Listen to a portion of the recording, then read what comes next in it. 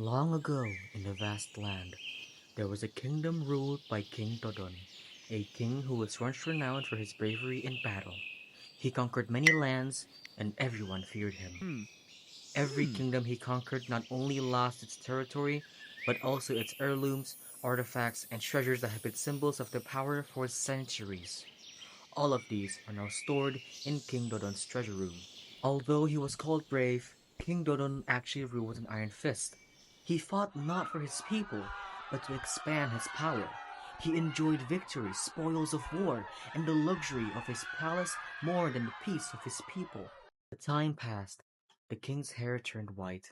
His body weakened.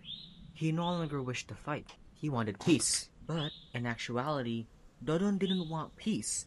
He only wanted to enjoy his old age without being disturbed by others.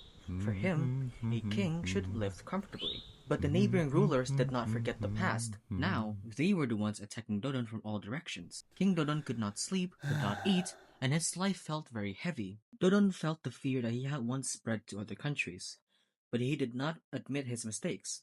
He felt the world was unfair when he himself suffered the pain that he had once inflicted on many people.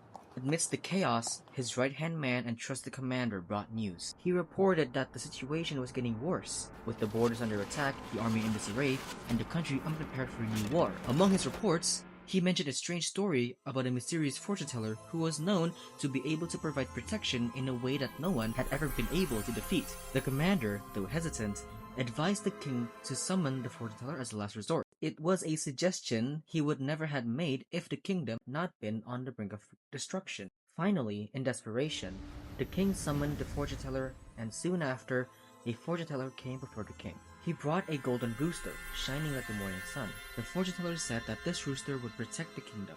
As long as the country was safe, he would remain silent. But if danger came, he would turn towards the enemy and crow as loud as he could. King Dodon was overjoyed. He promised to grant the fortune teller's wish immediately. But the fortune teller refused, and he said he would return to collect on Dodon's promise. For days the country was safe. Months passed, day and night.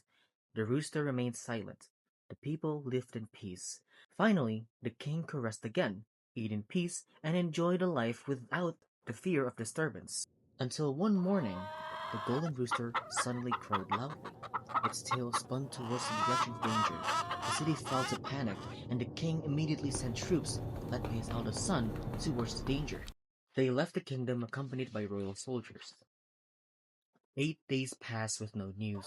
Then the rooster crowed again. Worried about his son's situation, this time the king sent his youngest son to help his older brother. But behind that anxious face, only he and his right-hand man knew that the king's face was not that of a father, but rather irritation, because his peace had been disturbed once again.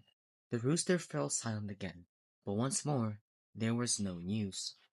Days passed without news. The king was finally forced to search for his two sons. Throughout the journey, Dodon complained a lot, annoyed that he had to go to such trouble himself.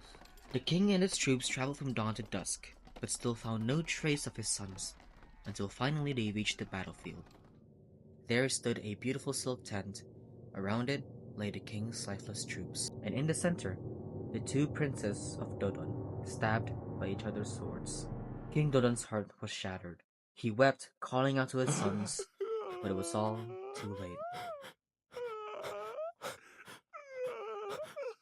Suddenly, the tent's curtain opened. A girl appeared, Princess Shamakan, so beautiful that everyone fell silent. The light of her face was like the dawn of a new day.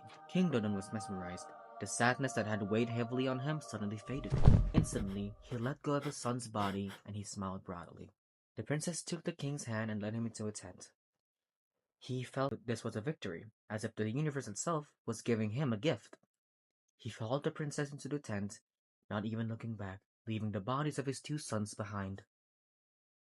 There, the king was given delicious food, a soft bed, and full attention. Day after day, King Dodon was enchanted, as if he had forgotten everything.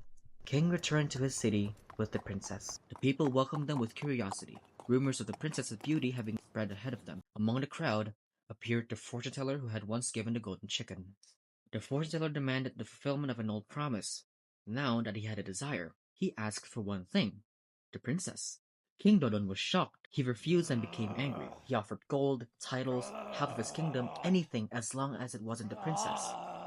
But the sorcerer remained firm in his demand, and in a fit of rage, the king struck the fortune teller on the head with his staff. The fortune teller collapsed, and the whole town was shocked. Seeing this, the golden rooster rose and crowed loudly, louder than before, and flew down like lightning. It landed on the king's head. 1 peck, 2 pecks, 1,000 pecks were given, and the King Dodon finally collapsed and died. The golden rooster flew high into the sky and vanished. Princess Shamakan also vanished, as if she had never even have existed.